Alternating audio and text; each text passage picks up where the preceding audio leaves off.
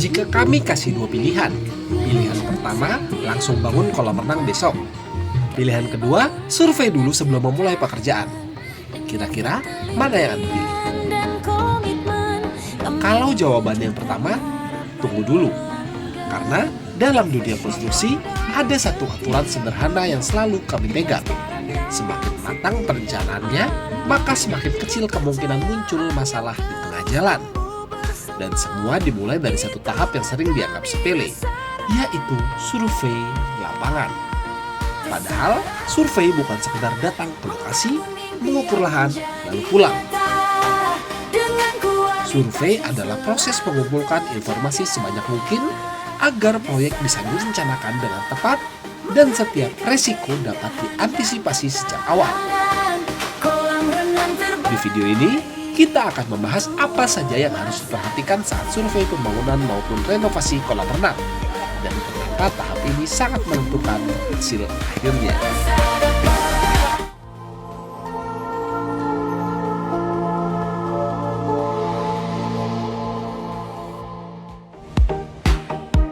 Alasan yang pertama kita memerlukan survei adalah memahami kebutuhan Anda selaku pemilik rumah dan pemilik kolam renang. Hal pertama yang kami lakukan bukan langsung mengeluarkan meteran, tetapi berdiskusi. Karena setiap orang memiliki kebutuhan yang berbeda. Ada yang ingin kolam untuk olahraga, ada yang ingin area bermain anak, ada yang lebih mementingkan estetika, dan ada juga yang ingin kolam renangan menjadi pusat aktivitas keluarga. Kalau kebutuhan ini tidak dipahami sejak awal, desain yang dibuat bisa saja bagus, tetapi tidak sesuai dengan yang diinginkan Anda selaku pemiliknya. Membangun kolam renang itu seperti membuat jas. Kalau ukurannya asal, hasilnya tetap bisa dipakai, tapi rasanya tidak nyaman. Yang kedua adalah mengukur lahan secara detail. Setelah memahami kebutuhan, barulah dilakukan pengukuran. Bukan hanya panjang dan lebar lahan, tetapi juga elevasi tanah, posisi bangunan, batas kafling, hingga ruang kerja yang tersedia. Kenapa ini penting? Karena ukuran beberapa sentimeter saja bisa mempengaruhi desain struktur, posisi tangga, ruang mesin, bahkan jalur sirkulasi di sekitar kolam. Semua harus sesuai dengan kondisi nyata di lapangan. Yang ketiga, yaitu mengecek akses material dan peralatan. Ini sering dilupakan, padahal sangat penting. Apakah truk bisa masuk? Apakah material harus dipindahkan secara manual? Apakah ada lorong sempit? Atau justru hanya melewati dalam rumah? Kalau akses tidak diperhitungkan sejak awal, proses pekerjaan bisa menjadi jauh lebih lama. Biaya operasional pun bisa meningkat. Karena itu, Desara selalu mengevaluasi akses sebagai bagian dari perencanaan proyek. Berikutnya, yaitu menganalisis kondisi tanah. Nah, ini salah satu bagian yang paling penting. Setiap lokasi memiliki karakter tanah yang berbeda. Ada tanah yang padat, ada tanah bekas surukan, ada yang lembek, dan ada yang memiliki kandungan air cukup tinggi. Kondisi tanah inilah yang nantinya menentukan metode konstruksi yang paling aman. Apakah struktur standar sudah cukup? Apakah membutuhkan perkuatan tambahan? Atau bahkan perlu menggunakan borpel? Keputusan seperti ini tidak boleh berdasarkan tebakan. Harus berdasarkan hasil analisis di lapangan. Yang kelima, harus mengidentifikasi potensi risiko. Di Desara, kami tidak hanya melihat lokasi proyek. Kami juga mencari kemungkinan masalah yang bisa muncul selama pembangunan. Misalnya, apakah ada risiko longsor saat penggalian? Apakah lokasi terlalu dekat dengan bangunan tetangga? Apakah terdapat saluran air bawah tanah? Apakah ada pipa atau kabel utilitas yang harus dihindari? Atau apakah alat berat bisa bekerja dengan aman? Semua pertanyaan ini harus dijawab sebelum pekerjaan dimulai. Karena dalam konstruksi memperbaiki kesalahan hampir selalu lebih mahal dibanding mencegahnya. Yang selanjutnya yaitu menentukan mitigasi risiko. Nah, setelah semua potensi risiko diketahui, langkah berikutnya adalah menentukan mitigasinya. Kalau tanah berpotensi longsor, bagaimana metode penggaliannya?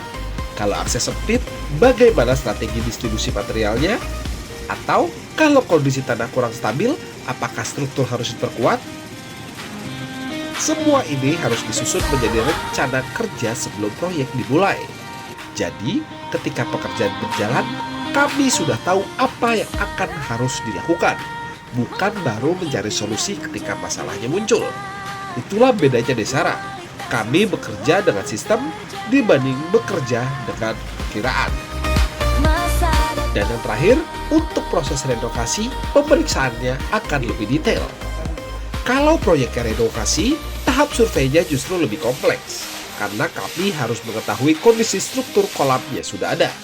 Apakah retaknya di finishing, atau sudah masuk ke struktur beton, atau sistem plumbing masih layak digunakan, apakah ruang mesin berfungsi dengan baik, apakah waterproofing masih efektif, karena semua harus diperiksa sebelum pembentukan metode renovasi.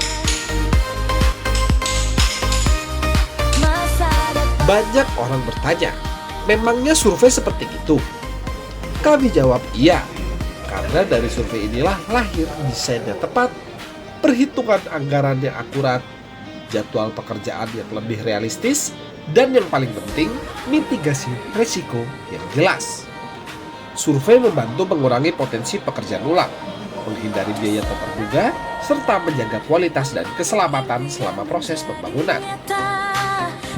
Jadi, kalau Anda berencana membangun atau merenovasi kolam renang di wilayah Jabodetabek, maka ada kabar baik dari kami. Desara Kontraktor menyediakan layanan survei langsung ke lokasi tanpa dipungut biaya. Tim kami akan datang untuk melihat kondisi lapangan, berdiskusi mengenai kebutuhan Anda, melakukan pengukuran, mengidentifikasi potensi risiko, dan memberikan rekomendasi teknis yang sesuai. Dengan begitu, Anda bisa mengambil keputusan berdasarkan data dan kondisi nyata di lapangan, bukan sekedar perkiraan. Jadi, sebelum memikirkan desain yang cantik atau memilih warna keramik, pastikan satu hal yang sudah dilakukan dengan benar, yaitu survei. Karena kolam renang yang berkualitas selalu diawali dengan perencanaan yang matang. Dan perencanaan yang matang selalu dimulai dari survei yang detail. Kalau Anda berada di wilayah Jabodetabek dan sedang berencana membangun ataupun merenovasi kolam renang, maka jangan ragu untuk menghubungi tim Desara Kontraktor. Kami siap membantu mulai dari survei gratis, konsultasi, desain, hingga proses pembangunan dan mengutamakan kualitas, keselamatan kerja, dan mitigasi risiko di setiap tahapan.